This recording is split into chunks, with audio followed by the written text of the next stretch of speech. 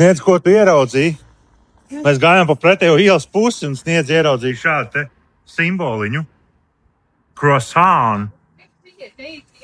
Tā kā pildītais krosāts vai kāds Francijā visi, brauc.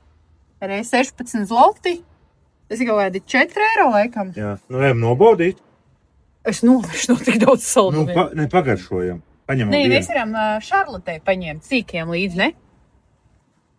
Jā, sīkajiem, obligāti mazajiem bērniem un arī mums pagaršošanai. 23 zloti. Cik tas ir? 23 zloti, Deutsche 4. 5 eiro. 5 eiro. 5 eiro. Pašā šie te maksā. Cik viņš Latvijā? Cik viņš? 14 zloti bija kaut kā? 14 zloti, kas varētu... Tas kaut kā 3 eiro. 3 eiro, re? Jā. Milzīgs. Baigais negribu. Mīklu garšīgi. Jā. Kur te kaut kas. Priecīgu dienu laikam varētu būt. Jā, pie Kimino dņā. Vai garšo vai kaut kas. Droši vien. Jā. Vai arī atšujies.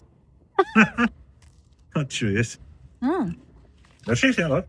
Jā, mīklu garšīgi. Pārdedz. Nebija pārdedz? Nav. Mīklu labāk. Labi, es slēdzu ārā kameru, es eju baudīt croissants. Jā.